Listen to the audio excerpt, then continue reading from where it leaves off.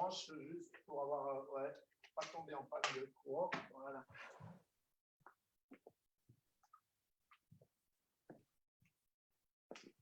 Ok, là, je crois que je suis live. Ok. Je vais juste regarder si la vidéo, elle passe. Ouais.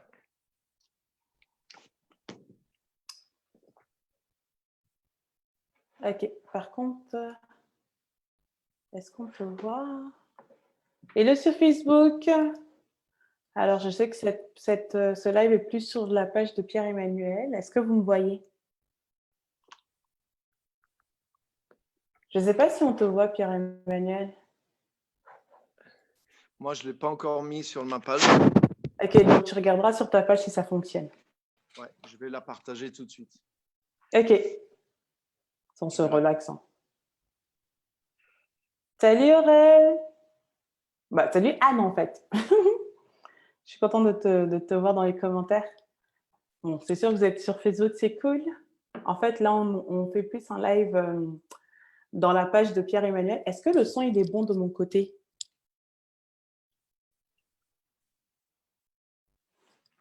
Dites-moi, est-ce que le son est bon?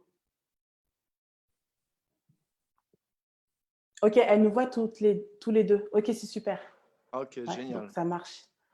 Cool. Donc, moi, je ne vais pas tarder. Ouais, donc ça marche. Ouais, je vais juste... T'as un problème de... Non, je suis en train de page à toi. J'arrive.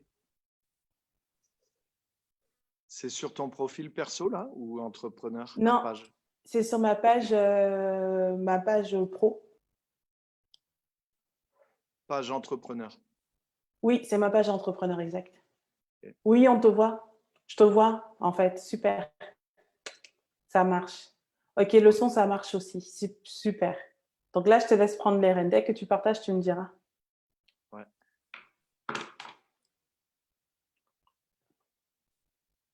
Alors, en attendant que Pierre-Emmanuel partage la page, j'espère que vous allez bien, parce que je sais que sur Facebook, vous êtes là. Je vais essayer de ne pas parler trop fort. C'est pour ça que j'ai mis des écouteurs, parce que mes champions, ils font la sieste.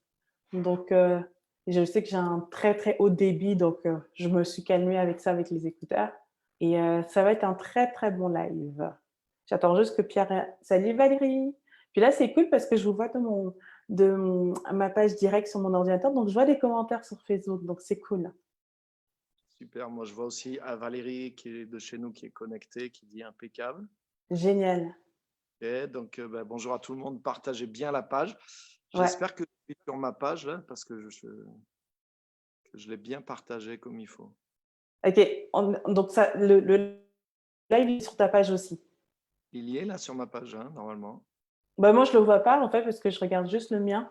Alors, Ouais. est-ce que Valérie, vous pouvez voir si ça marche? Bah, je pense que ça marche. Hein. Ouais, sauf si elle est directe sur ta page ou si elle est aussi sur la mienne.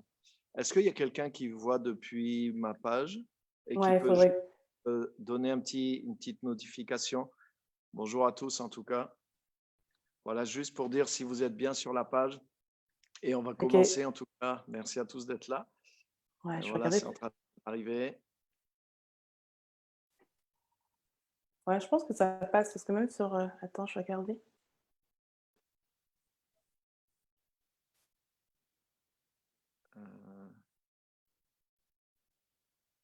Attends, où est-ce que je fais? Attends, j'essaie de regarder sur ta page. Je suis pas sûr. Non, je te vois pas. Ouais. Donc, ouais, je pense que Valérie, elle est sur ma page. Démarrer une séance vidéo parce qu'en partageant, j'ai pas vraiment le... Sur Pierre. Valérie me dit parfait sur Pierre. Ah, ça marche. Sur mon profil alors, peut-être sur le profil. Ouais, c'est ça. Tu peux le mettre sur ta page à toi, pro? Ouais, je vais essayer. Alors, attends. Un peu de patience, hein. Ça va venir, c'est la technique. Vraiment. Ok, là, ouais, voilà, il faut que je... Voilà. Dans la story.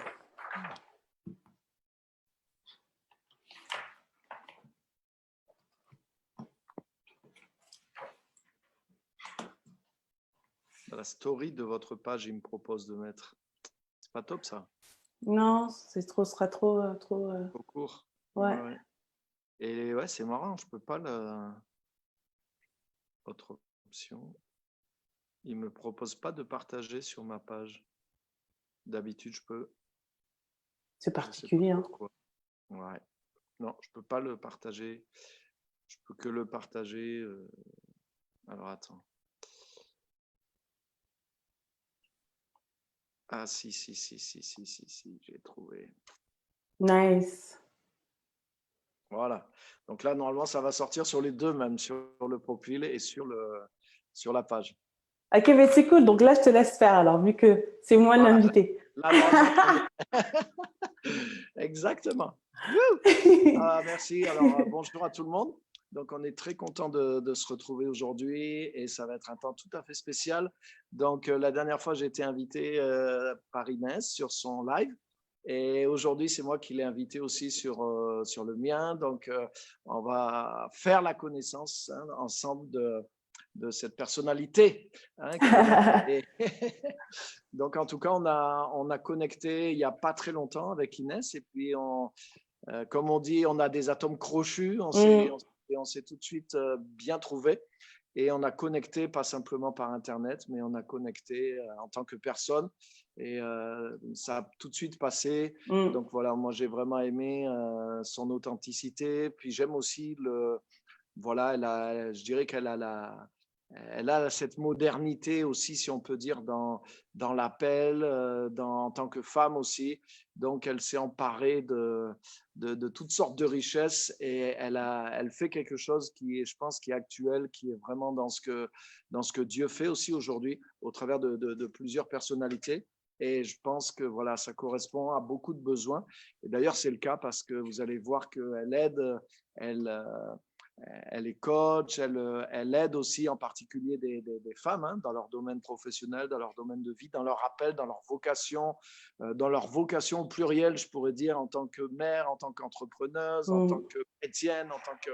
Voilà, donc c'est quelqu'un qui a ce côté-là de leadership aussi. Et donc, on va faire connaissance en tout cas avec Inès aujourd'hui. Donc, bienvenue Inès. Ah, salut Pierre-Emmanuel, je suis trop contente d'être là. C'est super. Moi, je suis très content de t'avoir aussi. Donc, je vais te poser quelques petites questions parce que c'est un peu la règle du jeu. Et puis, on va se laisser conduire tout simplement. Et voilà, n'hésitez pas à laisser des commentaires aussi, ceux qui nous écoutent. Et puis, vers la fin, on essaiera de répondre à vos commentaires ou à vos questions. Voilà. Donc, Inès, tu vis au Québec déjà. Ah, c'est ça. Hein. Ouais. Donc, tu n'es pas du tout sur le territoire français. Et tu es très très loin en réalité, à quelques milliers de kilomètres, on est de distance et à 6 heures de décalage horaire. Bah, apparemment 5 là. 5 heures, ok, en ce moment. Et voilà. Donc ma première question, c'est est-ce que tu peux te présenter un petit peu? J'ai un petit peu introduit, mais je te laisse te présenter parce que tu en sais plus sur toi que moi-même. J'espère bien en tout cas, sinon on a un sérieux problème. Alors c'est ça, donc je m'appelle Inès Sommet, donc je suis, je veux dire simplement que je suis fille de Dieu. Alors moi, c'est simple, je suis une franco-camerounaise, donc je suis née en France et en fait je suis d'origine camerounaise. Ça fait 12 ans que je vis au Québec, donc qui est vraiment limite un peu ma terre d'adoption. Alors moi à la base, c'est quoi? Je suis vraiment quelqu'un qui voilà, qui a cette facette assez universelle parce que mon identité elle est plurielle, elle vient de 3 continents. Et je dirais que c'est ça, c'est que moi, je suis quelqu'un qui, aujourd'hui, oui, je suis coach de vie et ma principale vocation à moi, en fait, par rapport à mon travail, c'est j'aide les individus beaucoup plus, en fait, dans leur identité. J'aide les gens dans leur identité. C'est-à-dire que moi, je suis vraiment l'archétype de la personne qui a eu une crise identitaire pendant très, très longtemps. Et moi, en fait, le Seigneur m'a vraiment restaurée. Il m'a non seulement restaurée, il m'a montré mon appel, il m'a fait découvrir mes dons spirituels, il m'a montré mon couloir, il m'a donné énormément de clarté sur la raison de mon existence. Et je sais que justement, ma plateforme, bah, peut-être pas la mienne, mais en tout cas la plateforme dans laquelle il me permet d'exercer, c'est principalement en fait d'aider justement des femmes qui vivent des crises identitaires. Et quand je dis Ok. crise identitaire, c'est-à-dire voilà, au niveau du travail, ça va pas, on n'est pas aligné, on est parti travailler, on a vécu certaines discriminations, quand ce sont peut-être des femmes noires ou quand ce sont des femmes blanches, pareil, des discriminations en termes de genre. Donc, j'aide beaucoup en fait à rétablir un équilibre professionnel. Donc, il y a beaucoup de femmes qui ont travaillé avec moi, qui des fois, elles ont quitté leur job, d'autres ont pu renégocier leur salaire. Bref, elles se sont réappropriées en fait leurs propres outils, elles ont appris vraiment à être beaucoup plus épanouies, à verbaliser leurs attentes. J'aide aussi des femmes dans l'entrepreneuriat. Je dirais même que pareil, c'est-à-dire qu'il y a beaucoup de femmes au-delà du fait que le Seigneur les a appelées. Il y a beaucoup de femmes que le Seigneur n'a pas appelées dans l'univers de l'entreprise, donc d'être des salariés, mais il a appelé beaucoup de femmes à être entrepreneurs. Donc du coup, généralement, la plupart de ces femmes-là ont souvent des dons et des talents, mais comme elles ont beaucoup de problèmes au niveau de leur estime de soi, eh ben, elles ont beaucoup de blocages en fait dans la tête. Et donc, je travaille beaucoup, et je dirais beaucoup les mamans, bizarrement, je travaille avec beaucoup de mamans en fait qui sont entrepreneurs et puis au-delà de donner des outils marketing parce que mon parcours est très marketing, je travaille beaucoup en fait la personne. Je travaille vraiment l'identité parce que quand une femme elle sait en fait qui elle est en Christ, le reste ce n'est que de la technique. Donc le cœur de mon travail, c'est un peu ça. J'aide aussi, pareil, aussi des hommes, mais je dirais que c'est plus des hommes entrepreneurs ou peut-être des pasteurs en fait qui sont à un certain niveau pareil pour se recentrer. Et en fait, je dirais que c'est un peu le cœur de ce que je fais, c'est-à-dire que oui, moi j'ai étudié en fait à HEC Montréal, j'ai un diplôme en fait en marketing et management. J'ai 10 ans d'expérience en fait en vente, en marketing, télémarketing.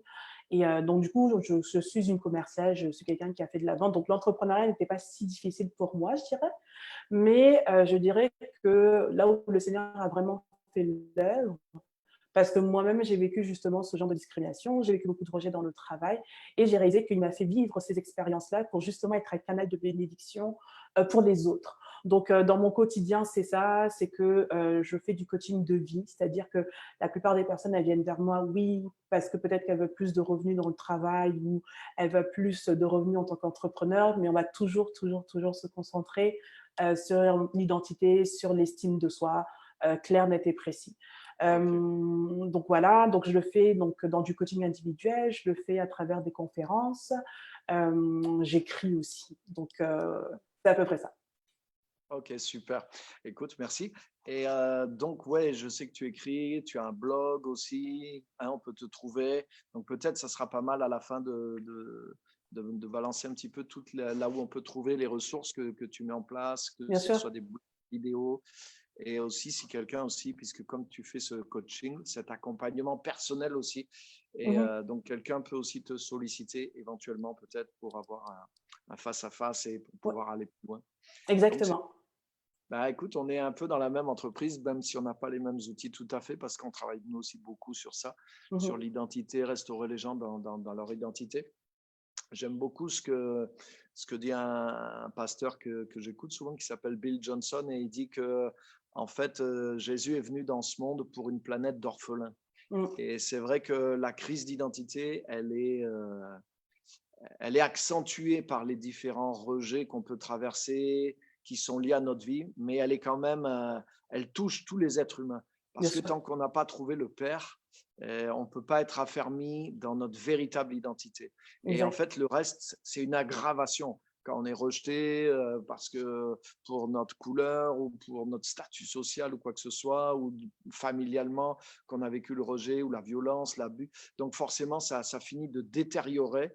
Et justement, comme il n'y a pas ce centre de notre identité, on est vite par terre, quoi. On est vite Exact. en miettes. Et effectivement, il y a un gros travail de restructuration. Donc, tu l'as dit un petit peu, mais je pense que tu vas pouvoir amener d'autres éléments aussi. Comment tu es arrivé là où tu es aujourd'hui? Donc, je sais que tu as mentionné que c'est par l'expérience. Est-ce que tu peux nous donner quelques détails un petit peu? Comment tu es arrivé là où tu es aujourd'hui dans le service, le travail que tu fais aujourd'hui? Alors, je dirais que moi, je raconte souvent dans mes lives, en fait, tous les jours, je raconte beaucoup combien j'ai échoué. C'est simple, Ok. j'ai j'ai échoué dans tous les domaines de ma vie. Et quand je dis ça avec beaucoup d'aisance et je suis très à l'aise parce qu'en fait, comme tu disais, c'est-à-dire que moi, par exemple, j'ai vécu dans une famille en fait où on priorisait beaucoup l'accès à l'école. Moi, j'ai eu la grâce, mes parents m'ont quand même bien éduquée de ce côté-là, dans le sens où ma mère me disait toujours qu'Inès, tu peux faire ce que tu veux dans la vie, mais vraiment, il faut que tu aies tes diplômes, il faut que tu ailles à fond la caisse. Puis mon père, il me disait toujours que Inès, peu importe le travail que tu veux avoir, même si on dit que tu vas être cuisinière ou plombier, mais en fait, ce que je te demande, c'est que tu sois la meilleure des plombiers. Et je comprenais en fait ce qu'il disait parce que quelque part, mes parents avaient aussi vécu quand même de leur côté beaucoup de discrimination et de rejet, parce que c'est sûr que quand on est noir, c'est un autre fardeau. Il faut parler de ce genre de choses-là. Donc moi, j'étais très consciente que même lorsque j'étais plus jeune, il fallait déjà que je fasse plus de travail que Plus. d'autres personnes. C'est Voilà. clair, net et précis. Et du coup, moi, ça c'est numéro un. Donc numéro deux, le fait que justement, moi j'avais des troubles en fait. Moi je pense, hein, maintenant que j'y repense, j'avais beaucoup de troubles en fait dyslexiques. Ma mère, je me souviens, elle m'avait emmenée chez l'orthophoniste quand j'étais beaucoup plus jeune parce que j'arrivais pas à prononcer je disais armoire au lieu de dire miroir. Bref, il y avait beaucoup de mots comme ça que j'arrivais pas à dissocier correctement dans ma tête. Puis même lorsque j'étais à l'école, en fait, quand on donnait des énoncés, il fallait vraiment que… Moi, ça me prenait 1 heure pour comprendre ce qui m'était demandé. Donc, Ok. ce trouble-là, en fait, n'a pas forcément été détecté rapidement. Et du coup, ce qui est bien avec ça, c'est que j'ai compris que j'étais défaillante, entre guillemets. Et le fait que j'ai eu cette défaillance-là, la solution que moi j'avais trouvée, et j'étais très jeune, hein, ça a commencé 7 ans, 8 ans, bah, j'ai commencé à comprendre qu'il fallait que je travaille beaucoup. Et quand je dis que de travailler beaucoup, même là, j'ai quand même toujours échoué. C'est-à-dire que oui, j'ai fait un certain niveau d'études, mais il y avait toujours ce vide, cette anxiété en fait, parce que du fait que je comprenais que j'avais un boulet, parce que j'avais de la difficulté à comprendre certains énoncés, il fallait que je cravache encore plus. Ah ouais. Donc, c'était une vie, en fait, franchement, hein, que ce soit à l'école primaire, le collège, ça s'est aggravé au lycée. J'ai fait 2 années de préparatoire, en fait, en France. Même lorsque j'étais ici à HEC, j'ai toujours galéré à l'école. Alors oui, j'ai eu des diplômes, mais franchement, c'était à la sueur de mon front. Puis il n'y avait jamais une satisfaction parce que j'avais pas, il y a des gens, des fois, ils vont à l'école, mais ils ont des aisances ou même des fois, ils ont une passion. Puis moi, je ne faisais pas partie de cette catégorie de personnes. J'ai jamais eu vraiment de passion, à part à la fin de mon diplôme d'HEC quand je faisais des cours de stratégie. Parce que mon rêve initial, en fait, c'était de devenir consultante en stratégie pour des grandes corporations. Parce que justement, ma mère, en fait, avait vécu beaucoup de discrimination de son genre, en fait. Et donc, moi, inconsciemment, dans ma jeunesse, je me disais, mais moi, je vais devenir consultante pour réarranger ça. Parce que je ne comprends pas pourquoi, quand quelqu'un est compétent et extrêmement cultivé, au lieu d'être élevé, eh ben, cette personne va être tout le temps persécutée. Donc, j'ai réalisé que c'est un rêve d'enfant que j'avais eu où je m'étais dit, je vais rentrer dans les compagnies, puis je vais aider la tête à prendre de bonnes décisions pour aider dans la culture. Et ce rêve s'est aussi échoué en fait tout de suite parce que j'avais pas les notes parce que moi je voulais rentrer dans des cabinets de consultation, McKinsey, le Boston Consulting Group. Mais comme j'avais pas les bonnes notes en fait à HEC pour faire une maîtrise, pour pouvoir postuler pour faire un stage, bah, mon rêve il s'est écroulé.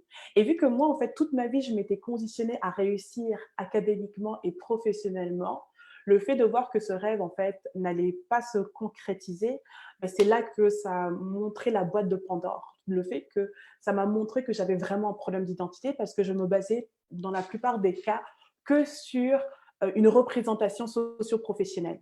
Moi, pour moi, l'emploi décrivait qui j'étais. Et comme j'ai extrêmement échoué dans le domaine académique et le domaine professionnel, j'étais vraiment à la rue. Ça, c'était numéro un. La numéro deux, c'est que j'ai aussi eu un très grand vide au niveau de mes relations familiales et amicales, surtout familiales. Moi, c'est ça, j'ai vécu en fait dans une famille monoparentale. Ma mère a vraiment donné tout ce qu'elle pouvait, mais j'avais quand même des manques du fait que mes parents n'étaient pas ensemble, du fait que on sait très bien quand on vient d'une famille monoparentale combien c'est très précaire parce que on a une maman qui est maman, papa, tonton, tata, tout ça.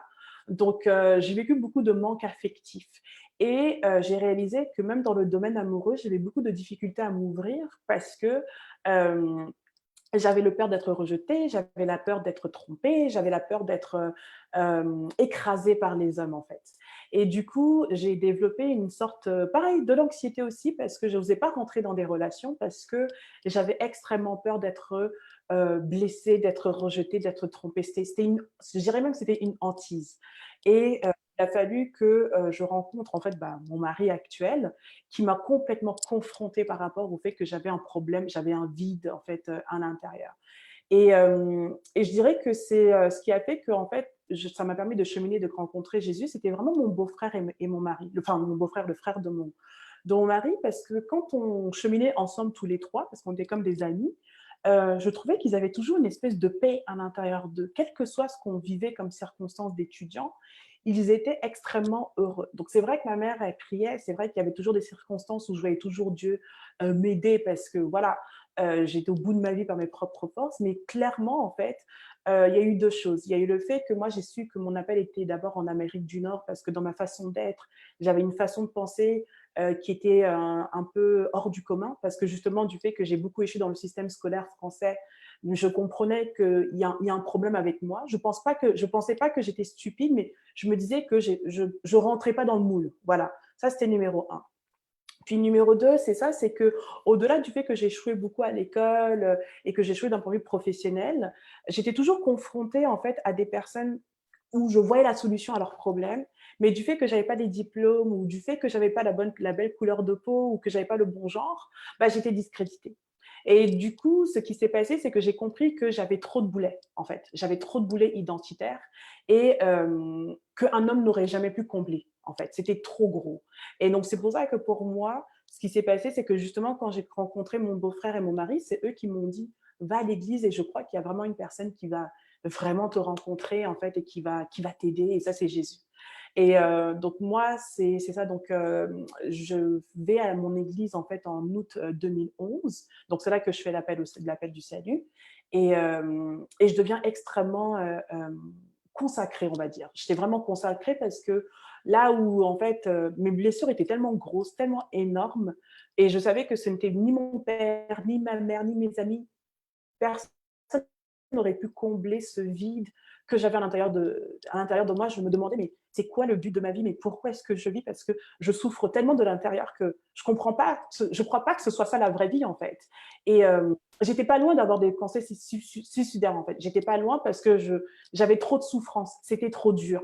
Et donc, quand j'ai commencé justement à aller en fait, à l'église, mais c'est là que vraiment, en fait, je me souviens quand j'ai fait l'appel au salut, j'ai commencé à comprendre en fait qu'il fallait vraiment que je mette l'autel, tu sais, mon autel en fait, la Inès en fait devant les pieds du roi et que j'apprenne à comprendre en fait qui est cette personne qui dit qu'elle m'aime, sachant que je ne ressens pas cet amour. Donc je dirais que moi, ça a été ça. Il a fallu que j'échoue dans la plupart des domaines de ma vie en fait, parce que même quelque part j'avais un trouble identitaire et un trouble de personnalité. Et ce n'est que lorsqu'en fait que j'ai compris que, OK, là, maintenant, j'arrête de faire les choses par mes propres forces parce que manifestement, ça ne marche pas.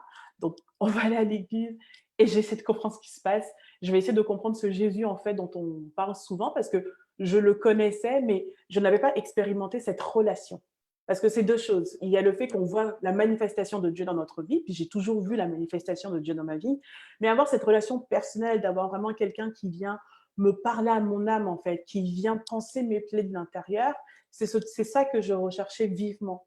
Et je dirais que c'est ça. Donc, quand j'ai fait l'appel au salut, tout de suite, j'ai commencé à être extrêmement zélée parce que j'ai commencé vraiment à être extrêmement convaincue, en fait, parce que j'avais eu cette expérience. Parce que même lorsque j'ai commencé à cheminer dans mon église, en fait, j'ai commencé à être bien dans ma peau, de l'intérieur, même si les circonstances n'avaient pas changé, j'ai commencé à expérimenter cet amour, en fait. Et j'ai commencé à expérimenter ce Dieu qu'on appelle Rapha, qui guérit, en fait, de l'intérieur. Donc, les 2 années d'après, ça a été vraiment des années où j'étais extrêmement consacrée, on va dire ça, à vraiment le chercher plus que tout parce que j'étais rendue à un stade où je savais que l'humain ne pouvait plus répondre à mes besoins.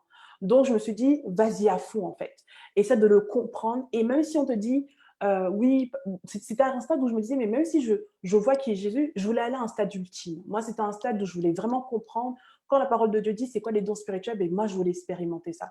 Ou que la parole de Dieu dit, mais tu sais, tu as un appel spécifique, mais moi, je voulais expérimenter ça. J'étais allée à fond la caisse. Donc, c'est vrai que j'étais quelqu'un qui avait commencé justement à expérimenter le jeûne, la prière, et j'ai commencé beaucoup à investir en moi aussi. C'est-à-dire que même lorsqu'il y avait des pasteurs qui venaient, lorsqu'il y avait des ressources en termes de livres, j'étais devenue extrêmement vorace en fait à me découvrir. Et donc en août 2013, je fais un jeûne de Daniel en fait jeûne de Daniel et un jeûne à sec. Et c'est là que j'ai la paix claire sur ma vie. Donc j'ai vraiment un rêve, une vision en fait où Jésus me montre exactement ce à quoi il m'a appelé. Il me montrait un champ. En fait, j'étais dans une colline à côté de lui, puis il montait un champ, puis il y avait beaucoup de gens qui étaient endormis. Puis il me disait, tu vois Inès, tu vas les réveiller en fait un à un. Un à un. Et en fait, dès que j'ai eu compris cette vision, puis il m'a donné des versets Réma, par exemple dans Acte 13, 47, qui dit que je t'ai appelé à être la lumière des nations, à ramener le salut jusqu'aux extrémités de la terre. Donc, j'ai compris en fait. Et une fois que j'ai compris, parce que je réalise que des fois, il y a des gens qui comprennent, mais qui n'obéissent pas. Parce que c'est une chose de comprendre, parce qu'on est consacré, mais après d'obéir. Et obéir, c'est-à-dire que du fait que j'ai compris que j'avais cet appel, je ne pourrais plus en fait être comme avant. C'est-à-dire que même si je suis appelée à œuvrer dans la sphère professionnelle, à aider beaucoup de gens dans la sphère professionnelle, même si après j'ai dans les autres sphères, je ne peux pas ne pas afficher mon identité. Et mon identité, c'est que je suis fille de Dieu, en fait. C'est aussi simple que ça. C'est que je suis l'ambassadrice de Christ sur Terre. C'est aussi simple que ça. Et quand on dit que je suis ambassadrice de Christ, c'est il faut que ma vie reflète en fait le royaume. Il faut que quand quelqu'un me voit, les gens disent mais cette fille-là, elle brille, elle a quelque chose de différent. Et cette autre chose qui est différent, bah, c'est le fait que j'ai Jésus en fait. Et du coup, je suis devenue extrêmement radicale. Je suis devenue extrêmement radicale dans le sens où comme j'ai vraiment fait une alliance en fait avec lui parce que il y a personne en fait qui a pu me restaurer tel qu'il l'a fait. En fait, c'est ça. C'est que j'ai tellement été restaurée, outillée, impactée. Je me souviens de l'année 2013 et 2014, quand j'ai su mon appel, j'étais comme en… Je ne sais pas si tu as eu cette expérience-là, mais tu sais, c'est comme tu as un cadeau et puis tu découvres que tu as plein de cadeaux dans un cadeau. Puis moi, c'était un peu ça. C'est-à-dire que 2013-2014, je découvrais que j'avais les dons de communication, que j'étais bonne en fait pour en fait fédérer des gens. Euh, J'avais compris qu'il y avait le fait que j'étais extrêmement relationnelle, je sais résoudre des conflits, mais tout ça, je l'ai expérimenté, en fait, dans mon cheminement. Et j'ai compris que mon appel, justement, c'est ça, c'est que mon appel, c'est vraiment de montrer, en fait, que ce soit homme ou femme, mais principalement une femme qui me ressemble le plus, que tu peux être chrétienne, puis tu peux être prospère. Et quand on dit d'abord la prospérité, c'est dans l'âme, en fait. Bien sûr. Avant que ça se matérialise dans l'aspect physique, c'est-à-dire que la première manifestation d'une personne qui est restaurée, c'est qu'elle demeure en paix. Et la différence, c'est que moi, j'étais jamais en paix, en fait. J'étais tout le temps troublée. Donc, la numéro un, c'est la paix. Et la deuxième des choses, c'est la joie. Et la joie de comprendre ce que c'est que le salut, de comprendre, en fait, ce travail qu'il a fait pour nous, qui est gratuit. Parce que la grâce, elle est gratuite. Et de réaliser que je suis couverte en fait d'une certaine façon. Il y a certaines choses qui ne m'arriveront pas parce que justement en fait j'ai décidé de me cacher en fait. J'ai décidé de me cacher, d'être couverte par le sang de Jésus. Il y a beaucoup de choses qui ne m'arrivent pas parce que j'ai décidé justement d'être radicale. C'est pas juste de fait d'être croire, c'est vraiment d'avoir cette assurance parce que je l'ai expérimenté puis je l'expérimente en fait aujourd'hui. Donc je te dirais que même ce côté de motiver, de parler de ça, je le fais beaucoup parce que je l'ai réalisé aussi que il y a beaucoup de personnes qui n'arrivent pas, du fait qu'on a une crise identitaire, il y a deux choses, puis j'en parlais aussi, c'est que au-delà du fait que oui, je suis extrêmement chrétienne, là, les choses reprennent sens. Et ça reprend sens comment, en fait? Ça reprend sens du fait que je sois chrétienne, j'arrive maintenant à mieux apprécier, en fait, mon identité en tant que franco-camerounaise. J'apprécie mieux le fait que, OK, mais j'ai peut-être échoué à l'école parce qu'il y avait quelque chose, parce que je suis certaine que si j'avais réussi à l'école, j'aurais peut-être pas Jésus comme aujourd'hui. Ou du moins, en fait, je n'aurais pas pu coacher au niveau dans lequel je coach si justement je n'étais pas, je laissais pas le Saint-Esprit faire sa suprématie. En fait, je dirais que au-delà de ce que je fais, je suis vraiment la personne qui laisse juste du Jésus et le Saint-Esprit faire la différence. Et après, le reste, quelque part, ça prend forme. Et c'est ça qui est paradoxal, et je crois que des fois, on a ce travail en tant que coach de le faire, c'est que les gens n'arrivent pas justement à se réapproprier tout le reste. Parce que justement, le noyau, en fait, c'est le noyau qui doit être restauré. Et quand le noyau, en fait, qui est en Jésus est restauré, tous les pans de notre identité prennent forme, en fait. Ça fait comme un puzzle qui se réassemble. Donc aujourd'hui, je suis extrêmement fière de dire que je suis camerounaise, je suis extrêmement fière de dire que je suis française, je suis extrêmement à l'aise de dire que bah, moi, j'aime lire, j'aime réfléchir, j'ai un côté très intellectuel. Bref, il y a toutes les choses que j'aimais pas forcément mettre en avant. Aujourd'hui, du fait que justement, je suis libre parce que je sais clairement qui je suis en Christ, bah, ça donne une certaine liberté.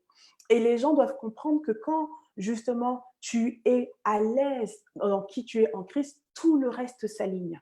Amen. Et ce qui fait que c'est ça, parce que par exemple, quand je travaille avec une femme sur le côté, et je vais donner un témoignage, quand je travaille par exemple avec une femme d'un point de vue professionnel, ce que les gens oublient en fait, c'est que ce soit le côté professionnel ou le côté familial ou le côté amical, ce sont des relations. Puis le principe en fait d'une relation, tu en as parlé dans ta loi d'échange, c'est le fait d'être authentique, c'est le fait d'être vrai. Mais si tu ne sais pas qui tu es, qu'est-ce que tu peux demander en fait qui est valeureux en fonction de qui tu es, et puis surtout ce que tu vas recevoir de l'autre personne, est-ce que c'est quelque chose qui répond vraiment à ton besoin?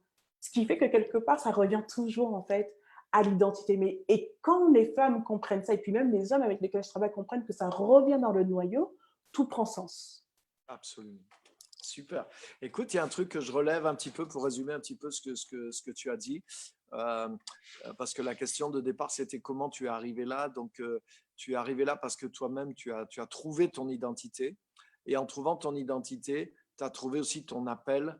Et malgré que ce que tu avais essayé de faire professionnellement, même avec l'effort, le travail, etc., n'a pas vraiment abouti, tes rêves d'avant, en fait, c'est vraiment cette rencontre profonde avec Christ qui t'a donné l'élan finalement pour aller vers là où tu es. Mais ce que j'ai aimé aussi dans ce que tu as dit, dans ce que tu nous as partagé, et juste pour appuyer ça, c'est que tu as dit aussi, il y a deux choses que je note, c'est peut-être pas les mots, mais en fait, tu as développé une grande soif, une grande passion de connaître Dieu et de t'abreuver, de te nourrir, de connaître, etc. Et la deuxième chose que j'ai vraiment aimé aussi, c'est que tu as dit, je suis devenu radical. Mhm. C'est-à-dire, tu n'es pas devenu une intégriste, mais tu es Ouais. devenu tranché, c'est-à-dire tu étais à 100%. Ouais. Et, et du coup, par exemple, ça fait que quand tu t'es mis à chercher Dieu, tu t'es mis dans le jeûne, dans la prière, dans l'écoute de Dieu. Et c'est là aussi. Donc, le fait qu'il y avait cette force à te développer spirituellement, tu as pu grandir. Mais le fait qu'il y avait cette radicalité, c'est ce qui t'a permis aussi de saisir ce que Dieu, le plan de Dieu pour ta vie. Et tu t'es tout de suite positionné aussi pour aller dedans et pour pouvoir l'accomplir. Parce que comme tu le disais, très justement, mais des fois, les gens veulent faire l'expérience d'entendre la voix de Dieu. Mais moi, je dis ça souvent aussi, fais attention parce que Dieu ne parle qu'à ceux qui veulent lui obéir. Bien Dieu ne sûr. parle pas à ceux qui ont juste envie de faire l'expérience d'entendre Dieu et de pouvoir se vanter d'une expérience charismatique, quoi. Hein, des Exact. fois, ouais, j'ai envie d'entendre Dieu, j'ai envie d'entendre la voix de Dieu, j'ai envie d'écouter la voix de Dieu, mais normalement, est-ce que tu as envie d'obéir à la voix de Dieu? Si tu veux Exact. obéir à la voix de Dieu, tu vas entendre la voix de Dieu. Hein, Dieu ouvre les portes, Dieu donne les clés à ceux qui veulent ouvrir les portes. C'est ce que je me suis rendu compte. Mais si quelqu'un veut juste voir comme ça, si la porte tremble, c'est pas évident que Dieu t'ouvre. Donc c'est ce que j'ai aimé dans ce que tu dis. Il y a eu cette soif, cette passion d'apprendre, mais aussi cette radicalité. Et comme tu l'as dit aussi, du coup, je cache pas qui je suis. Et au contraire, Ouais. c'est en tant que fille de Dieu que je fais mon travail, ma vocation. Voilà, donc c'est ça Exactement. que je voulais souligner un petit peu. Euh, est-ce que tu peux, par exemple, parce que je sais que parmi ceux qui nous écoutent, il y a des hommes, il y a des femmes aussi qui sont là et qui sont pas là où tu es aujourd'hui et qui sont là où tu étais. Peut-être elles viennent de où elles sont depuis quelques temps dans la vie nouvelle en Christ. Elles ont découvert ça. Et quels conseils tu pourrais donner pour se positionner, pour pouvoir après aller vers vraiment leur vocation, l'appel de leur vie? Alors, en fait, il faut que la plupart des femmes, si elles sont bloquées, C'est généralement dans deux choses. C'est que généralement, nous les femmes, en fait, on a été conditionnées depuis notre enfance parce que c'est un peu comme ça qu'on est tous éduqués, à toujours chercher en fait la validation. Et la validation, c'est par exemple, quand une fille a des jeunes, c'est est-ce que je suis jolie ou est-ce que je suis sage. Moi, c'était ça. Est-ce que je suis sage? Est-ce que je suis sage? Et le problème avec ça, c'est que au-delà d'avoir une réponse positive, d'avoir quelqu'un qui va dire oui, oui, oui, tu es sage ou oui, tu es jolie, ça conditionne en fait la personne à être juste une suiveuse. Or, il faut comprendre que quand on parle d'appel ou quand on parle d'identité, il faut comprendre qu'au-delà de ce que Dieu nous dit de faire, il faut changer la casquette et comprendre qu'à partir d'aujourd'hui, je suis vraiment celle qui me prend en main. Je Ah, n'attends pas que papa, maman, en fait, me disent quel type d'études faire. Je n'attends pas que mon mari, en fait, me dise ce que je dois faire. C'est-à-dire que dès que Dieu nous dit de faire les choses, et c'est pas d'être dans la rébellion, mais c'est d'abord un changement de mentalité. Et moi, je dirais que c'est la première des choses. C'est-à-dire que, par exemple, comme moi, j'ai su mon appel en août 2013, qui a été, Bénès, tu vas impacter le monde entier. Il y a beaucoup de gens qui vont se lever, en fait, à travers toi. La première des choses, c'est que je ne l'ai pas dit. C'est-à-dire que il faut avoir une prudence en fait dans les rêves que Dieu nous donne en fait. Pourquoi? Parce que si on n'est pas prudent, on va ouvrir la porte à une personne qui pourra casser la chose. Et ah, la première des choses, c'est qu'il faut apprendre en fait à développer cette communion avec Dieu. C'est-à-dire qu'au-delà du statut matrimonial, au-delà de comment on est dans la société, il y a une espèce de maturité qu'il faut avoir. Et la maturité, c'est quand on communique avec le Saint-Esprit, je suis sûre qu'il faut le chercher, il faut le découvrir, ça nous permet de grandir en maturité. Et la maturité permet justement à casser ce côté où on recherche la validation des gens. Parce que la validation, elle est bien, mais ça fragilise en fait les personnes et encore plus les femmes du fait qu'on a déjà eu ce conditionnement. Donc je dirais qu'au-delà de l'action, c'est vraiment de te dire, peut-être que le Seigneur m'a appelé, je ne sais pas, à avoir tel type de travail. Mais par exemple, je n'ai peut-être pas les compétences. Non, mais OK, tu n'as peut-être pas les compétences si on parle peut-être de diplôme, mais ça ne veut pas dire que tu ne peux pas commencer à faire ce que tu es censé appeler faire comme un hobby, comme une passion. Mais le problème avec ça, c'est que comme justement la société a dit, tu n'as pas les compétences, on tue le rêve tout de suite parce que tu peux aller faire tes études après, tu peux avoir, il y a d'autres façons de faire, mais généralement, on tue nous-mêmes, en fait, nos rêves. Ou par bien sûr. exemple, ça peut être Et puis une la femme compétence, tu peux l'acquérir. Tu peux avoir le potentiel et pas encore la compétence. Donc ça veut dire que tu vas acquérir la exactement la compétence. Voilà, c'est-à-dire qu'il faut en fait oser aller rechercher ce qui nous est dû. Et des fois, la véritable forteresse est dans notre tête. compétence. Et c'est ça, je dirais que moi, je dirais qu'un challenge que je fais souvent, c'est de faire en fait un challenge des pensées. C'est-à-dire que quand une femme ou un homme en fait a un certain objectif, ce serait de mettre toutes les pensées limitantes qu'il y a à côté et de faire ce travail, de les casser une par une. Et des fois, une des meilleures façons de casser ce travail, on peut mettre des versets bibliques en fait qui sont liés à ce qu'on veut établir. Des fois ici, il faut aussi se passer sur des actions passées. C'est-à-dire que, par exemple, le Seigneur m'a appelé peut-être à être entrepreneur. Oui, mais tu te sens peut-être pas légitime d'être entrepreneur, mais peut-être que tu as fait un projet où, je ne sais pas, tu as créé un événement de toi-même sans vraiment y penser. Mais quand tu creuses un peu, tu réalises que non, mais en fait, tu as déjà eu ce sens d'initiative. C'est juste qu'à cette époque-là, tu n'avais pas forcément cette vision que tu as aujourd'hui. Donc, c'est vraiment de revenir sur nos capacités. Et je dirais que c'est vraiment le plus gros travail. Ou des fois, certains blocages aussi, c'est le fait de se sentir marginalisé. Les gens n'aiment pas se sentir marginalisés parce que quelque part, on a ce désir d'être aimé. Et comme on a ce désir d'être aimé, ce désir d'être aimé est toujours comblé quand on est dans des groupes ou quand on est dans des masses, c'est-à-dire on a un certain rapport social avec les personnes. Or, l'appel demande à ce qu'il y ait une solitude. Même lorsque l'appel est là pour peut-être impacter des gens, il y a une Bien sûr. solitude qui est qui vient avec ça. Et il faut être à l'aise. La solitude n'est pas négative. Au contraire, ça permet d'avoir du temps d'introspection, ça permet d'avoir un temps où on réfléchit par rapport à ce qu'on est censé faire. Et ça permet aussi de faire le vide et d'avoir plus de contrôle en fait, mental et spirituel sur ce qu'on est censé accomplir. Mais il faut qu'au-delà du fait qu'on n'aime pas vivre seul, il faut apprendre à avoir cette solitude-là parce que quel que soit l'appel qui nous est réservé, notre appel, il est unique. Même lorsqu'il y a quelqu'un qui fait plus ou moins ce que nous faisons, la personne, elle n'est pas toi. C'est-à-dire que moi-même, aujourd'hui, il peut y avoir une autre fille franco-camerounaise qui dit qu'elle fait du coaching en fait en identité leadership et puis elle est aussi chrétienne, mais elle ne sera jamais moi en fait. Bien sûr. Elle ne sera jamais moi, elle n'aura jamais mon histoire, enfin, elle n'aura jamais mon parcours. Et puis, des fois, ce sont des choses comme ça qui font la différence.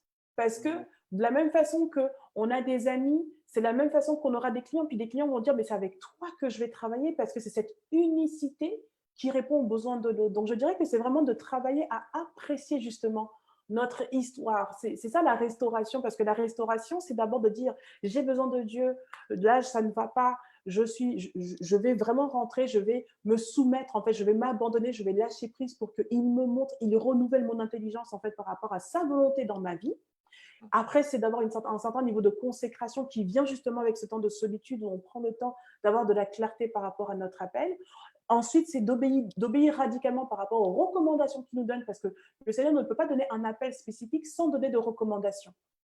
Et c'est là qu'il faut passer à l'action. Puis au fur et à mesure, en fait, qu'on passe à l'action et qu'on obéit, ne serait-ce que, je ne sais pas, d'écrire ton job idéal ou d'écrire un objectif, mais c'est ça de passer à l'action. Mais c'est de plus se concentrer dans ce que le Seigneur nous demande de faire et de passer à l'action, et moins on va justement chercher la validation de quelqu'un.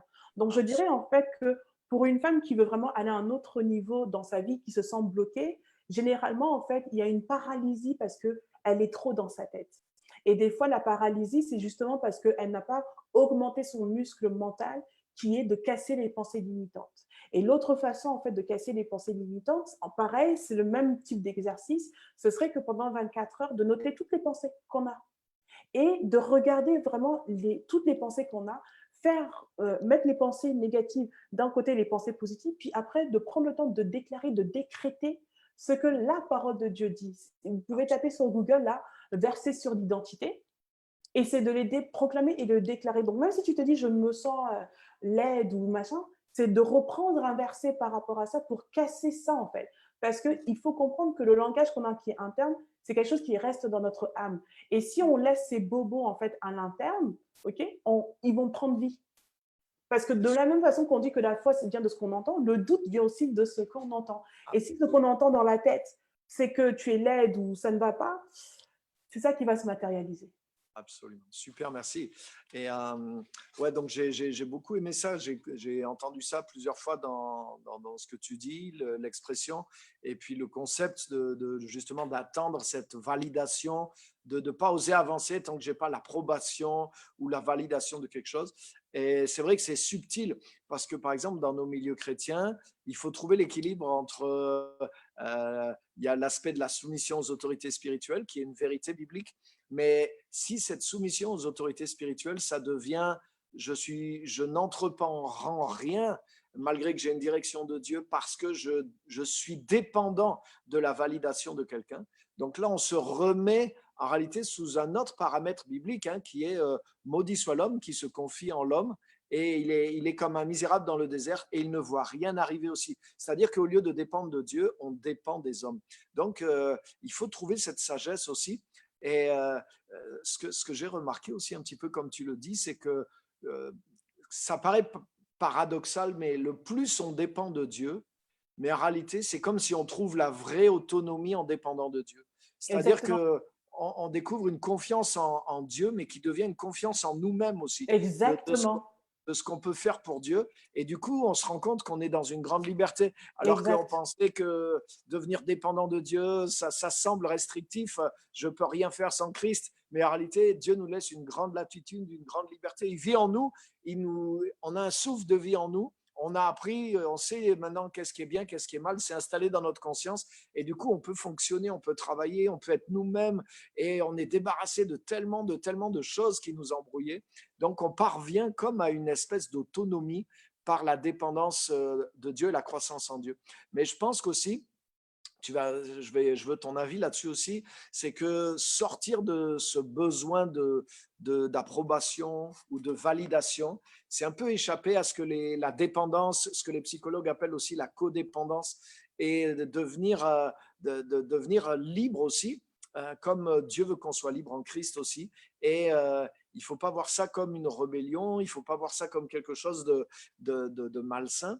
Et je pense qu'aussi, il faut développer découvrir une certaine confiance en soi. Il faut croire, hein, parce que en fait, quand Dieu choisit des gens, mais Dieu leur fait confiance. Exact. Donc, si moi, je n'ai pas confiance en moi et que j'attends que quelqu'un d'autre me valide, mais finalement, c'est pas de la foi en Dieu. Pour Non. avoir foi en Dieu, j'ai prêché un message moi-même là-dessus, pour avoir foi en Dieu, tu dois avoir foi en toi. Si tu n'as pas foi en toi, en réalité, il y a quelque chose où tu n'as pas foi en Dieu, puisque Dieu investit en toi, puisque Dieu nous choisit pour faire son œuvre sur la terre aussi. Donc, j'aime beaucoup cet aspect-là dans ce que tu enseignes aussi, de cette sortir de ce besoin de validation et d'attendre et trouver comment parvenir soi-même à faire les choses. Mais en fait, c'est tellement intéressant ce que tu dis, surtout que, en fait, surtout sur le côté de l'Église, parce que je pense en fait que en fait, je sais même pas, je crois que le Seigneur, en fait, il appelle des coachs comme moi, comme ça, pour justement éveiller l'Église. Parce que il y a deux choses. Comme tu disais, il y a d'abord le fait qu'il n'y a pas la foi en Dieu, clairement, parce que ce que les gens ne voient pas, c'est que cette fille qui a beaucoup d'assurance, qui parle avec une grande confiance en elle, en vrai de vrai, je fais beaucoup plus confiance en Dieu qu'en moi. Et du fait d'avoir autant confiance en Dieu, pouf, il me remplit en vrai. Parce que s'il faut marcher en fonction de mes propres capacités, je ne pourrais pas faire tout ce que je fais, c'est impossible. Donc, en fait, mon dévolu n'est que sur le Seigneur. Et donc, dès qu'il me dit, par exemple, Inès, je veux que tu te lèves pour faire du coaching ou fais ta conférence ou fais X, Y, Z, je reconnais en fait qu'il faut juste obéir parce qu'il a déjà pourvu. Tout ce qu'il veut faire, c'est de m'utiliser comme un instrument pour être un témoignage. Mais je dirais que la première des choses, c'est que il y a beaucoup de personnes, surtout dans les églises en fait en tant que telles, qui ne sont pas alignées parce que justement ils ne font pas ce véritable travail. Oh, et quand je dis de véritable travail, c'est que on a cette demande en fait auprès de certains pasteurs, oui, aide-moi en termes d'âme, mais il y a le après. Et le après, c'est vraiment la restauration de l'âme. Et la restauration de l'âme, c'est vraiment de travailler justement ce côté identitaire. Et je crois que comme beaucoup considèrent que dès que tu as le salut et que Jésus est Seigneur, bah, ça reste très théorique et ça devient une religion. Et comme justement, les personnes ne prennent pas le temps d'être consacrées, d'affermir justement leur confiance en Dieu quelque part, et qu'ils sont désobéissants, ils ne passent pas à l'action, parce que c'est ça en fait, quand tu ne passes pas à l'action, tu désobéis, donc tu passes à côté. Et quelque part, en fait, ça devient une gangrène. Donc, ce qui fait qu'il y a beaucoup de gens en fait, qui se retrouvent des fois. Et pareil, il y a aussi l'autre chose, c'est que du fait que ce travail n'est pas fait, on ajoute le fait que les personnes ne sont peut-être pas épanouies professionnellement, parce que c'est ça qui se passe dans les relations, c'est zéro, et que justement, des fois, des personnes sont complètement engluées parce qu'ils ont une certaine position dans l'Église, hein, et ben, ça crée justement des personnes qui ne sont pas exactement où est-ce qu'elles sont être. Et puis, c'est là que les abus arrivent. Les abus arrivent quand quelqu'un n'arrive pas à travailler son estime de soi, son identité, et va se positionner en fait dans une position dans l'Église qui n'est pas la sienne. Et du fait que, parce qu'il y a l'ego, parce qu'en fait, il y a un véritable problème d'estime de soi, ben, ça recrée des abus. Donc, au-delà du fait qu'il y a des personnes qui ne se lèvent pas, il y a d'autres personnes qui veulent se lever, mais du fait justement que chacun ne fait pas véritablement ce travail-là interne qui est personnel. C'est pour ça que moi, je crois dans le coaching, je crois dans la santé mentale chrétienne. Moi j'y crois, j'en suis le fruit. Et je crois que c'est pour ça qu'il lève une armée de personnes comme moi pour justement percer cet abcès-là. Parce que je crois qu'il y a beaucoup de gens qui souffrent. Il y a beaucoup de gens écoute Pierre-Emmanuel, il y a combien de femmes qui ont des projets de business, qui ont des projets d'aller à une promotion, mais qui n'osent pas parce que l'autorité, en fait, va bloquer. Pour moi, c'est un non-sens, en fait. Si l'autorité prie comme toi, tu es en train de prier et qu'on dit que le Saint-Esprit a la suprématie, c'est certain qu'il va te laisser couler. Mais encore une fois, c'est la chair qui parle. Et la chair, elle parle parce que justement, certaines personnes ne font pas ce travail. Et si, en fait, vous êtes en train d'écouter ce live et que vous êtes en train de m'entendre, et si vous vous retrouvez dans une situation telle quelle, il faut investir en vous. Parce que de la même façon que je racontais dans une conférence combien c'est important de prendre soin de soi, de son corps, de ses cheveux, la santé mentale et la santé spirituelle, ça doit être un style de vie. Ça doit être un style de vie. Au-delà de ce qu'un pasteur dit, et qui est très bien, le pasteur n'est pas notre père ou notre mère ou notre frère ou notre collègue. On ne peut pas demander en fait à une personne de gérer la vie entière et globale en fait de plein de personnes. C'est un non-sens. Et il faut revenir dans la réalité. Et je crois que c'est ce qui fait qu'il y a beaucoup de personnes chrétiennes qui sont souvent déconnectées parce que justement, ils ont cette espèce ils ont cette cécité parce que oui, il y a un manque de bon sens. Et ce manque de bon sens, ça vient de ce mensonge en fait de l'ennemi quelque part. Parce qu'il sait très bien que quand les gens ne sont pas conscients justement de travailler justement à connaître leur identité, à travailler leur appel, ça fait que les églises en tant que telles sont plus pauvres et quelque part, en fait, on ne peut pas montrer le royaume. Absolument. On reste dans une espèce d'immaturité, de dépendance et effectivement, on n'ose pas se lancer. Je pense qu'une chose aussi qui est vraiment importante aussi, je te lance un peu sur ça aussi, c'est au-delà de l'identité aussi, et qui fait que des fois les chrétiens, hommes ou femmes, hein, restent stockés. Donc des fois, c'est vrai que le système aussi religieux favorise ça, mais il y a une chose aussi qui bloque aussi, c'est le fait comme tu disais toi, par exemple, le fait que tu as été radical et que tu as tout fait pour aller vers ton appel. Donc ça, personnellement aussi, je crois beaucoup à ça. Et je travaille aussi à amener les enfants de Dieu là-dedans, c'est de vraiment consacrer entièrement sa vie à son appel. Je pense que ça, c'est une clé aussi, parce que forcément, si tout chrétien a un appel dans lequel il doit s'investir à 100% dedans, et cet appel-là est pas que d'aider son Église, il a sa vie entière à servir pour amener le royaume dans le monde. Et donc, quand le chrétien ne rentre pas là-dedans et qui se consacre que sur sa spiritualité, sa vie d'église, mais c'est une chose qui fait qu'il devient religieux et il s'ennuie aussi. Donc, spirituellement, il reste dans quelque chose qui est tout petit. Et ça, je pense que c'est important aussi que chaque chrétien trouve sa vocation et fasse tout pour aller là-dedans aussi. Oui, donc, parce qu'en voilà, fait, d'avoir ton sens là-dessus aussi. oui, c'est un bon point parce qu'en fait, ce que les gens oublient, c'est qu'il y a beaucoup de personnes qui sont appelées à rester dans l'Église, ça c'est clair, mais il y en a beaucoup qui sont appelés à œuvrer hors de l'Église. Et je dirais que, par exemple, moi je comprends maintenant pourquoi j'ai eu autant d'échecs dans le domaine académique et professionnel parce que moi je suis dans le domaine des affaires. Il y a deux domaines dans lesquels je sais que je suis appelée à œuvrer, c'est la famille et ce sont les affaires. Je comprends maintenant pourquoi j'ai fait les études que j'ai fait, même si pour moi ça n'avait pas de sens. Mais il faut que les gens réalisent qu'au-delà d'évangéliser dans la rue, qui est excellent, les gens, en fait, sont beaucoup plus touchés à travers notre vie, notre témoignage. Et le témoignage, ce n'est pas ce que tu dis, c'est comment tu vis. Et quand les gens voient que tu es quelqu'un du lundi au dimanche, tu es impliqué dans 5-6 départements, etc., tu es épuisé, tu es au bout de ta vie, tu n'as pas d'argent, tes relations familiales, en fait, tu es complètement déconnecté, tu n'as pas d'amis, en fait, en dehors de ton église, bref, tu t'es créé un ghetto, en fait, spirituel. Comment est-ce qu'on est censé rejoindre les autres personnes? Parce qu'il y a des personnes qui sont appelées justement à être des gestionnaires dans des grandes entreprises. Il y a des personnes qui sont appelées à être des vice-présidents dans des entreprises. Il y a des personnes qui sont appelées à être des entrepreneurs qui créent de la richesse justement pour des personnes qui vont ramener à l'église. Mais quand les gens ne se lèvent pas dans leur identité et dans leur appel, et surtout, enfin, qu'on se dise les choses, en tout cas moi c'est mon cas, peut-être que je dirais aussi que mes parents ils m'ont aidé de ce côté-là, c'est que ma mère m'a toujours donné une éducation, elle me disait c'est important en fait d'être extrêmement intègre. Et l'intégrité, c'est un travail mental qui fait que c'est important de toujours refléter qui tu es dans tous les domaines de ta vie. Et c'est l'intégrité qui fait que quelqu'un fait confiance. Parce que c'est comme quand on dit, on donne une parole et qu'on veut tenir une promesse. Quand tu es quelqu'un qui tient ta promesse, ça montre que tu es intègre.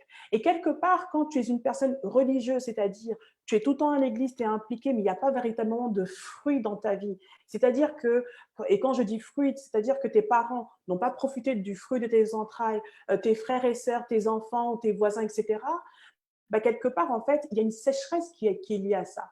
Et il faut réaliser que, OK, si dans la famille, c'est-à-dire la famille dans laquelle le Seigneur m'a créé, hein, on ne voit pas la bénédiction que tu es, tu passes à côté d'autre chose.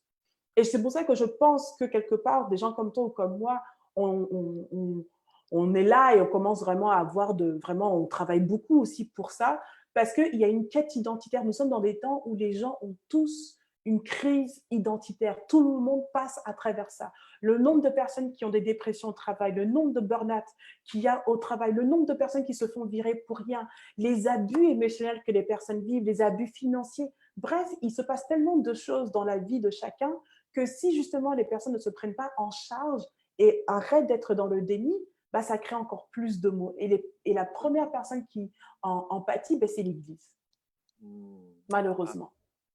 ok, super, merci. Et une petite chose aussi que je voudrais te demander, parce que le temps passe très très vite, ça Ouais, fait j'ai vu une ça. heure qu'on est là déjà.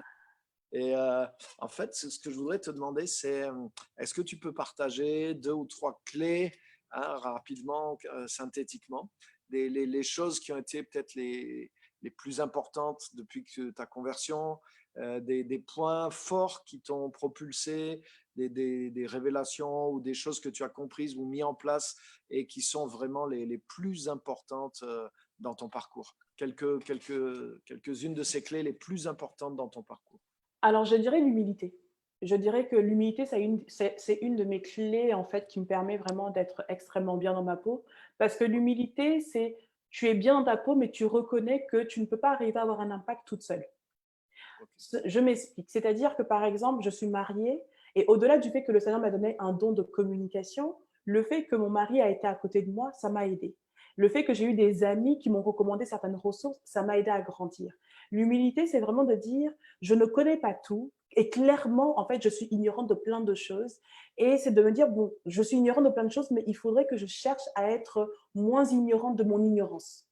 Mm. Et cette question-là, même si ça a l'air très théorique, ça permet de changer la perspective qu'il y a dans notre tête, la façon de réfléchir. Et des fois, ça prend juste en fait une ouverture d'esprit pour accueillir justement un nouveau paradigme qui nous permet d'aller à un autre niveau. Donc, par exemple, une des questions que je me pose, c'est est-ce que j'utilise mon temps de la meilleure façon qui soit, ou est-ce que en ce moment je suis en train de faire une action qui me permet d'être bien dans mon âme. Rien que le fait de se poser ce genre de questions, ça permet d'avoir une véritable réflexion.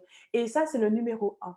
Et au-delà de la réflexion, lorsqu'on se dit, OK, mais la façon dont je suis en train de travailler n'est pas alignée avec le désir en fait de mon cœur et de mon âme, c'est de reconnaître en fait qu'il y a quelqu'un, quelque part, qui a cette ressource qui pourra m'aider à aller à un autre niveau. Et c'est d'aller chercher de l'aide. C'est vraiment important d'aller chercher de l'aide. De la même façon, moi, je ne suis pas maquilleuse, je ne suis pas styliste, je ne suis pas coiffeuse, mais je reconnais que pour être dans mon plus bel apparat, j'ai besoin d'aide de ce côté-là. Je vais aller contacter des professionnels, mais c'est la même chose d'un point de vue mental. C'est-à-dire qu'au-delà du fait que oui, d'un point de vue spirituel, je vais chercher mon pasteur, ok, mais d'un point de vue émotionnel, ben, il faut aller chercher des ressources. Donc, ça peut être des psychologues chrétiens, ça peut être des coachs chrétiens, des thérapeutes, des conseillers, ça peut être même à travers des livres, en fait. C'est pour ça que toi et moi, on parle beaucoup de livres, pour avoir cette façon, ce nouveau style de vie. Donc, ces questions-là, et de toujours chercher, et même des fois de juste prier, Saint-Esprit, montre-moi la personne qui va m'aider. Mm. Juste ça, en fait. Des fois, la prière est tellement puissante, on oublie, mais c'est juste la direction avec laquelle la question qu'on demande en fait au Saint-Esprit qui est différente. Parce que quand on est déjà dans un stade où on reconnaît qu'on a des faiblesses et qu'on veut grandir, le Seigneur va ouvrir les portes, c'est clair, net et précis. Et après, c'est d'être enseignable aussi. Je dirais que la troisième clé, c'est vraiment d'être enseignable. Parce que être enseignable, c'est vraiment d'avoir un cœur d'enfant. Les enfants, ils ont un cerveau malléable, ils ne se posent pas beaucoup de questions. Puis il faut réaliser que comme justement on n'est pas dans notre appel et qu'on a un blocage, eh ben, quand on recherche une ressource qui nous permet d'aller à un autre niveau, ça fait que dans notre attitude, il faut qu'on soit justement enseignable. Et plus on est enseignable par rapport à un certain concept, plus on peut avancer parce qu'on peut comprendre certains concepts, mais tant qu'on ne l'applique pas dans notre vie, on ne le maîtrise pas. Absolument.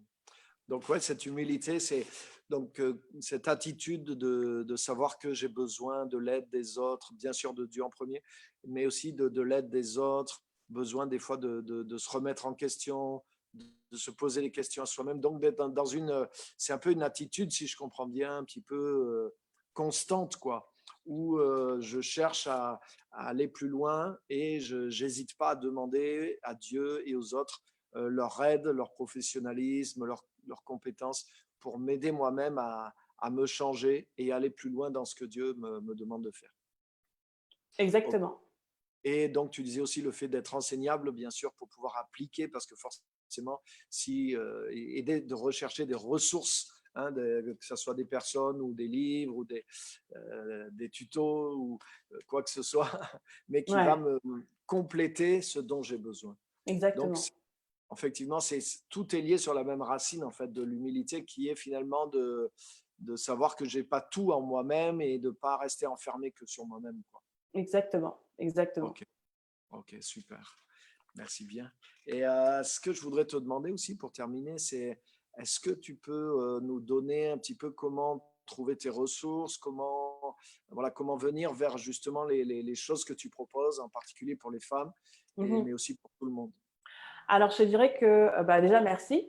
Je te dirais que je vais te partager des témoignages pour des personnes qui se disent, mais c'est quoi ce qu'elle fait? Parce que des fois, ça, je peux mettre des mots, mais c'est pas cohérent. Je vais prendre l'exemple on va prendre 3 rapides témoignages. Donc, j'ai Ouais, une superbe femme d'impact, en fait, qui était en Afrique, bah, qui est toujours en Afrique, qui, lorsqu'on a commencé, en fait, avant de faire le coaching, elle voulait se tuer, puis elle voulait tuer ses enfants.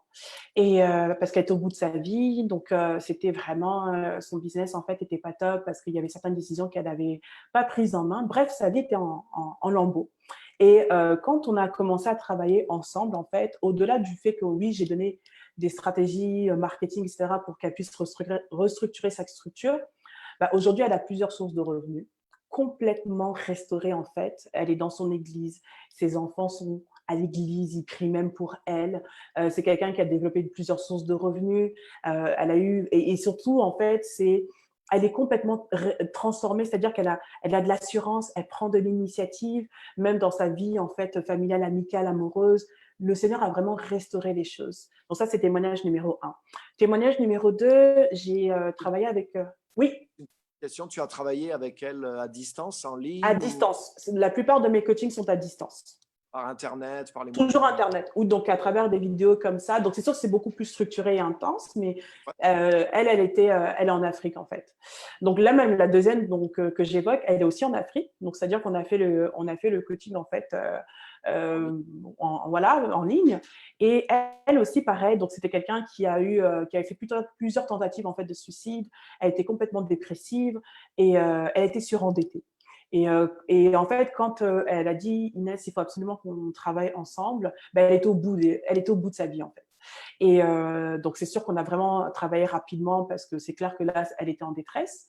Et même pas quelques semaines après que le coaching soit fini, elle avait déjà remboursé plus de 70% de ses dettes.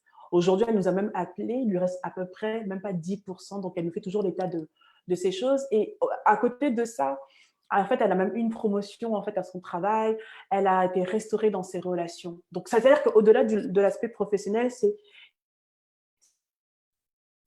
le reste. Le troisième, pareil, c'est une maman monoparentale. Elle est en France. Et en fait, quand on a commencé le coaching ensemble aussi, au bout de sa vie, donc dans sa relation de couple, ça n'allait pas du tout. Et puis, c'est quelqu'un qui, son estime de soi était tellement basse qu'elle ne pensait même pas qu'elle était capable de prendre des décisions. Et quand on a commencé à travailler ensemble, donc ça a été vraiment de travailler justement sur son identité. Puis, on a travaillé même pas un mois. J'ai donné des stratégies marketing, donc elle a explosé son entreprise à tel point qu'elle est bookée jusqu'en mai, Ah, complètement restaurée, et elle a même un plan justement en fait pour mieux prendre soin de ses finances, mieux prendre soin de ses enfants. Bref, elle est une autre personne. Donc, c'est-à-dire que moi, au-delà de l'aspect, puis je peux prendre encore un autre témoignage parce que je ne travaille pas qu'avec des entrepreneurs, il y a aussi une jeune femme d'impact qui était une professionnelle en fait en France. Et elle, en fait, elle était extrêmement frustrée. dans l'aspect professionnel et même identitaire en général. Elle sortait d'une grosse rupture amoureuse, beaucoup d'abus financiers, etc. Et même dans l'aspect professionnel, en fait, elle n'avait pas du tout le travail qu'elle voulait. Bref, elle n'était pas alignée. Donc, on a travaillé ensemble aussi pendant quelques semaines. Et à la fin du coaching, en fait, elle a trouvé son emploi idéal. Elle a eu une augmentation de plus de 12 000 euros. Elle a reconnecté sa relation avec le Seigneur. Voilà, complète restauration. Donc, c'est-à-dire que moi, au-delà du fait que oui, j'aide beaucoup d'abord l'aspect professionnel, moi, je suis quelqu'un qui travaille beaucoup en profondeur. C'est un peu qui je suis, quoi. Ouais. Ok, super. Ouais, donc pour ceux qui veulent me contacter pourront me contacter par Messenger, je crois, ou mon adresse email, c'est hello@inessoumé.com. J'offre de la consultation pour juste aider les personnes qui se disent mais je ne sais pas ce qui en est. Donc généralement, je fais de la consultation pendant 45 minutes pour juste conscientiser les personnes à tout ce qui est développement personnel pour qu'ils comprennent ce que c'est et voir comment ils se sentent. Et une fois que justement les personnes voient les fruits, c'est sûr que généralement, je propose aussi du coaching individuel. Ok. Donc, ils peuvent même te contacter là via ton Messenger. Comme là, on est sur Facebook. Ils peuvent Ouais. t'envoyer un message en privé Oui, directement. je suis Voilà, simple. ou sur ton mail. Ok. Je sais que tu as aussi des ressources en ligne sur un blog.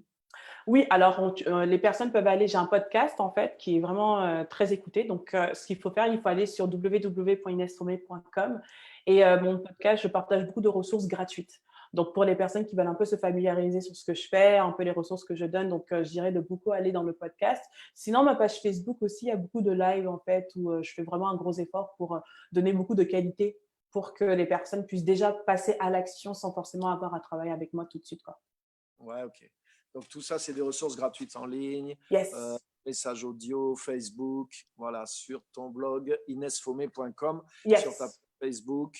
Et on peut te contacter aussi via Messenger ici ou demander l'adresse mail. Si vous avez besoin, on vous répondra, on vous donnera l'adresse mail. Donc, je sais que aussi tu organises un événement en juillet au Oui, Québec. Est-ce que de oui. temps en temps, est-ce qu'en 2020, par exemple, tu es part sur un événement sur le sol français ou pas du tout?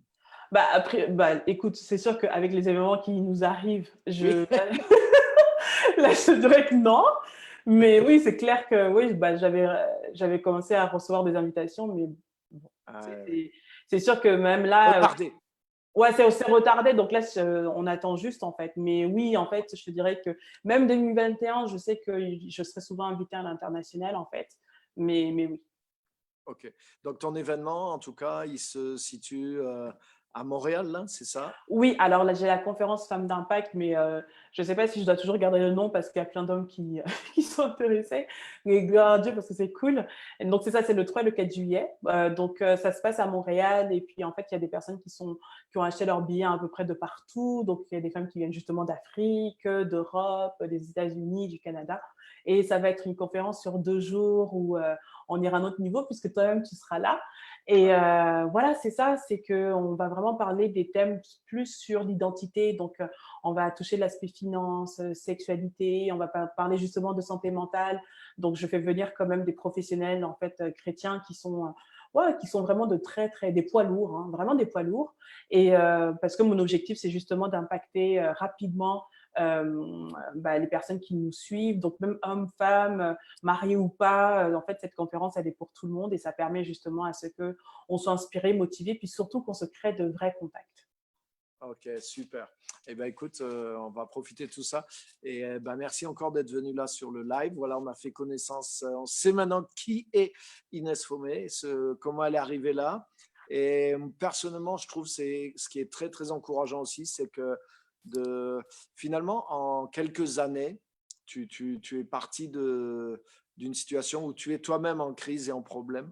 Et aujourd'hui, tu arrives à amener des solutions dans des personnes qui sont dans des problèmes et des crises, on pourrait dire graves, et Oui, sur plusieurs plans, et ouais. tu les aides aussi. Donc ça, c'est aussi un modèle de ce que Dieu veut faire aussi dans nos vies, pas forcément la même carrière, mais en tout cas voilà, le même chemin.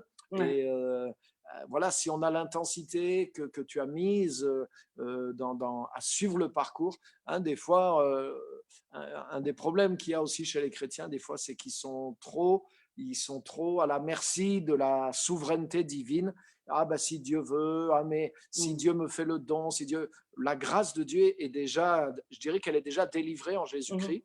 Et la vitesse avec laquelle on va se l'approprier, elle dépend aussi de nous, quoi. Bien sûr. On peut télécharger tout doucement, venir une fois tous les 10 jours à Dieu, ou on peut être ouvert en haut débit et emmagasiner. Bien sûr, il y a une durée qu'on peut pas, on peut pas devenir en 3 jours. Ah non, c'est sûr. Voilà. Il y a quelque chose qui est incompressible, mais il y a quelque chose qui est tout à fait flexible aussi et qui dépend de nous. Donc moi, je vous encourage toutes et tous qui avez écouté à prendre les clés qu'on a entendues aujourd'hui, à utiliser tout ça et à devenir des passionnés, des assoiffés, hein, des radicaux, non pas de droite ni de gauche, mais des radicaux pour le royaume, pour votre destinée et pour pouvoir aussi accomplir quelque chose de significatif pour Dieu et puis pour les autres aussi, parce que c'est un effet de levier aussi, quoi. Hein. Si moi-même je me relève et que je relève d'autres et que je le fais vite, mais c'est comme ça que Dieu travaille aussi dans le monde et donc il y a quelque chose qui est entre nos mains et je pense qu'on l'a bien compris au travers aussi de ce que tu fais, de ton exemple, de ton témoignage. Voilà, donc ça c'est pour laisser un petit peu une conclusion. Je te remercie, je te laisse dire un dernier mot de la fin aussi pour tous ceux qui étaient là. Merci écoute, encore en tout cas. Oui, Inès, je laisse le mot de la fin. Mais je vois aussi sur mon Facebook en fait les commentaires. Franchement, c'est un privilège. Je t'avoue que j'ai aimé faire ça. Et puis, ce que je veux vraiment laisser comme mot de la fin, c'est que tu as tout en toi. Il faut vraiment comprendre que chacun d'entre nous, nous sommes des diamants. Et le diamant, pour qu'il brille, il faut qu'il soit polissé. Et la première personne qui polisse, bien sûr, c'est Dieu. Mais toi-même, tu dois te prendre en main. Et des fois, quand on polit un diamant pour qu'il soit justement, qu'il brille de mille feux, bah, ça fait un peu mal. Donc, il faut accepter en fait cette petite douleur qui va te permettre de magnifier la belle personne que tu es. Et cela demande justement d'être avec des personnes qui vont aimer, comme un parent qui aime ses enfants. Des fois, on aime tellement son enfant que on va le punir. Parce que l'objectif, c'est de l'aider en fait à être discipliné, à grandir en patience, etc.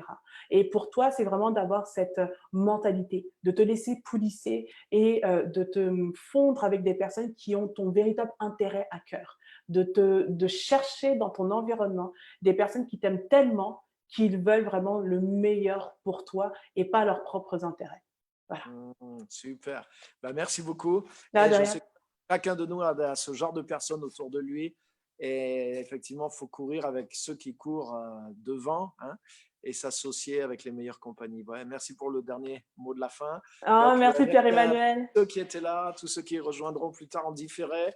Donc voilà, c'est un bon partenariat qui est là aussi. Et que Dieu vous bénisse. Et j'espère qu'un jour, Inès, on t'aura ici à Clermont-Ferrand. Mais avec plaisir. Ouais. Et je sais qu'on va faire quelque chose. On a beaucoup de femmes très, très, très motivées, hein, et qui ont traversé beaucoup de choses aussi. Donc, je pense qu'elles apprécieront aussi de te connaître. Et voilà, en tout cas, on va voir tout ça. En tout cas, pour aujourd'hui, on t'a eu en direct. Merci beaucoup. À bientôt. Que Dieu vous bénisse. Bye bye.